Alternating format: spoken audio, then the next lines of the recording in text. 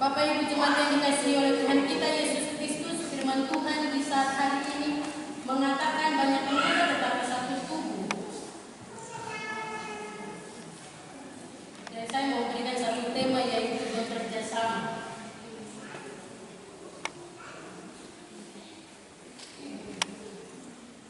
Gereja terdiri di atas banyak anggota dan mempunyai karunia berbeda.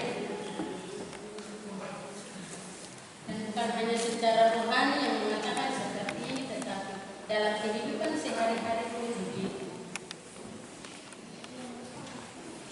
Kan semua sama punya hidup, punya dirinya dan lain-lain sebagainya, tetapi kita ada punya ciri-ciri khas yang berbeda. Yang kadang Tuhan sudah bawa betul selamat sampai hari ini, tetapi tetap ada beda. Itu karena kita mau perbedaan. Kita punya keberagaman. Hari ini Tuhan bisa datang ke rumah. Hanya ada satu tubuh. Walaupun anggota banyak. Hanya ada satu. Kalau saya pikir hanya satu itu tidak. Itu lihat dari itu sebut saja. Jangan mau bikin apa, betul pikir dulu.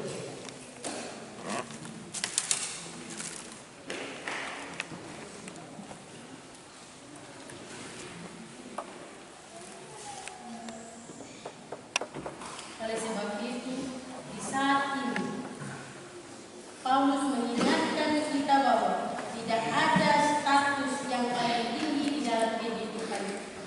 Semua sama. Sebab hal ini juga terjadi dalam jemaat Korintus. Perbedaan karunia rohani ternyata melahirkan kesombongan rohani pada sebagian jemaat. Sementara dalam diri jemaat lainnya malah muncul rasa minder. Mereka yang merasa kuat ingin berkuasa, sedangkan yang lemah tidak mau melayani. Perselisihan pun terjadi dan perpecahan tidak dapat dihindari. Kenapa saya nggak firman ini hari ini lagi? Sebab dulu tuh orang-orang yang bawa Injil masuk ke sini itu satu. Walaupun itu berbeda orang, tapi dia punya visi satu bahwa orang pun harus kenal Injil Tuhan. Orang pun harus hidup di dalam terang Kristus.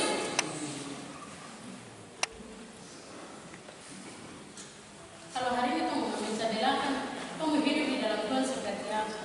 Tidak ada guna. Karena kita berpemikiran yang beda-beda. Itu tidak bisa selamatkan pemikiran. Kecuali itu saat didorong itu pemikiran yang beda-beda. Tetapi kalau ketemu ego tinggi, tidak akan bisa.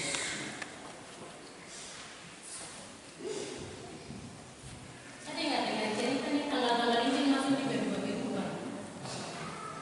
Dan orang pun tetap mempertahankan. Tapi apakah kita mau mendengarkan orang lain?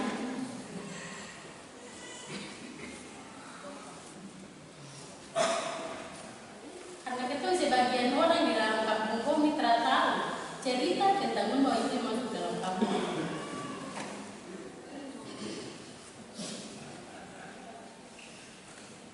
Tidak tahu dia punya pengorbanan hari itu seperti apa, dia punya kesenangan hari itu seperti apa. Mungkin dong lebih susah dari kita di hari ini.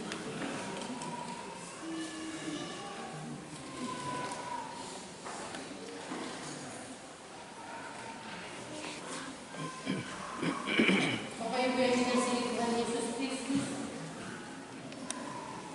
di sini Paulus memberikan pengajaran kepada kita bahwa pada ayat yang terakhir, ayat 21, jadi berusahalah untuk memperoleh karunia-karunia yang paling utama, dan aku menunjukkan kepadamu jalan yang lebih utama.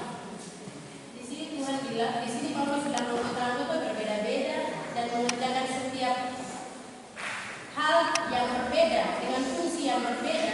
Tetapi dia mengajak kita pada ayat yang lain untuk melihat kepada jalan yang lebih utama, yaitu Kristus sendiri.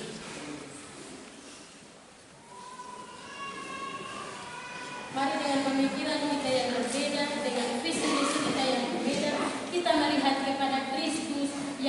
terang dan selamat dalam kehidupan kita hari lepas hari. Agar pemikiran kita yang berbeda, visi misi kita yang berbeda tidak menjadi ego yang tinggi, yang membuat kita sombong.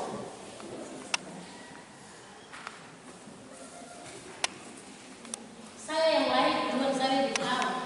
Anak-anak bilang, saya yang belajar. Bapak kok sekolah, mama kok sekolah, saya yang sekolah, saya lebih tahu.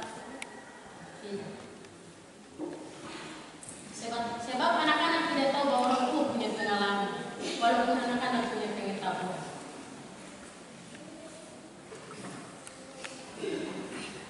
Oleh sebab itu, mari luruskan langkah anak-anak bersama-sama dengan orang tua.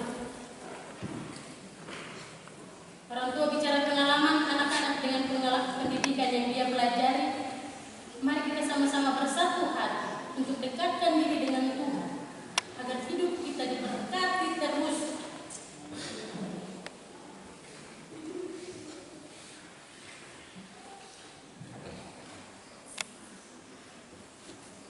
Di sini Paulus menganalogikan gereja seperti tubuh. Tubuh memiliki organ dengan fungsi yang berbeda, namun setiap bagian tubuh harus bekerja sama agar tujuan utama tubuh tercapai. Demikian juga setiap orang percaya, mereka harus berkolaborasi agar tujuan utama gereja tercapai. Bukan terhadap ketua jemaat, tapi hari ini Tuhan buktikan jemaat hadir banyak.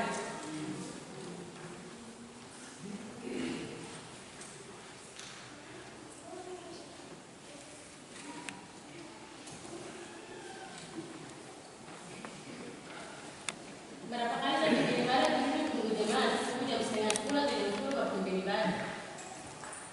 Tapi hari ini Tuhan luar biasa. Sampai ini dia usaha orang dia di kota itu udah hadir. Kalian mungkin masuk di Bogor, masuk di kota sana.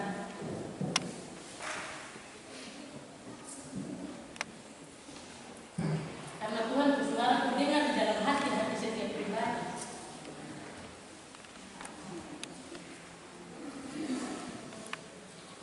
Siapa yang merespon panggilan Tuhan? Mari.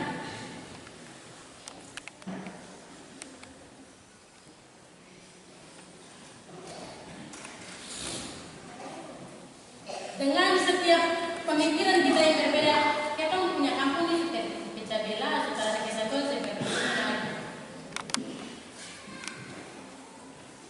Tapi Tuhan memelihara setiap kita yang berbeda-beda.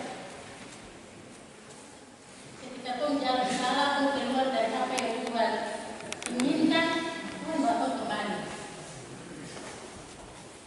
supaya Tuhan hidup untuk Tuhan. Setiap orang percaya memiliki karunia berbeda untuk maksud dan tujuan yang Allah tetapkan. Karunia itu bukan untuk dibandingkan atau lagi diperbandingkan. Hal itu akan membuat relasi persekutuan menjadi tidak nyaman. Panggilan kesatuan gereja menjadi terbengkalai.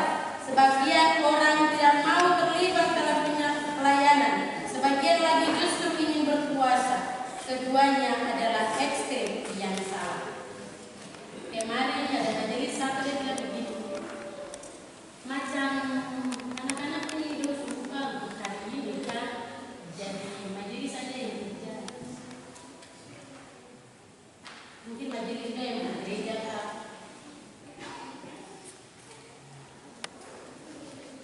Majelis dong ada juga karena jemaat. Kalau jemaat ada buat apa juga sebagai majelis.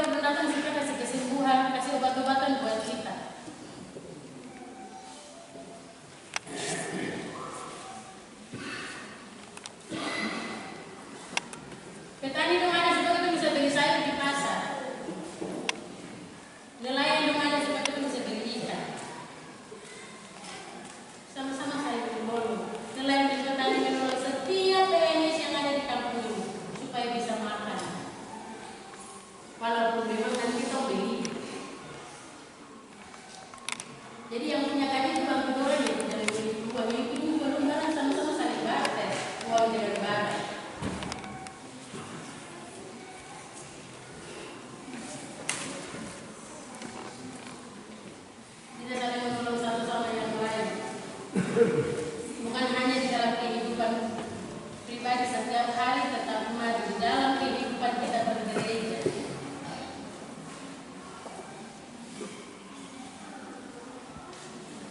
Agar perbedaan itu tidak menjadi tolak ukur buat kita, tetapi mau menjadi satu keselarasan dalam menjalani kehidupan kita ke depan, yaitu hidup di dalam Kristus Yesus yang adalah pemilik Injil yang telah diberikan kepada kita agar kita hidup di dalam terang Kristus.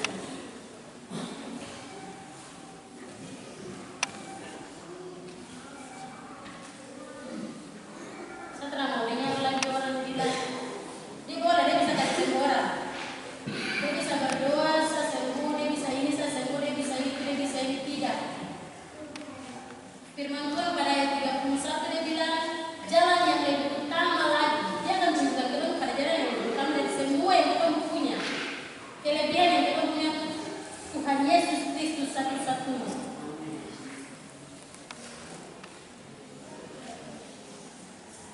Bapak dan mama dong doain kasih sembuh anak-anak. Kalau dia berdoa dengan sungguh-sungguh.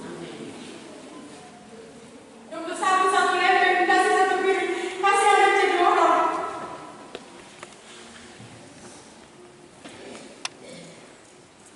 Saya bicara bisa sedikit, dia bisa kirim saku dari sini sampai Jayapura. Dia paling mulai di Jawa, di mana pun bisa kirim saku sampai di sana. Apa yang orang tua rasa capek? Karena toko, ramas, anak pulang ke rumah itu untuk pengorbanan. Kirim di orang di kapal tidak mungkin kasih saja. Pastikan uang 50 ini pakai bayar tiket.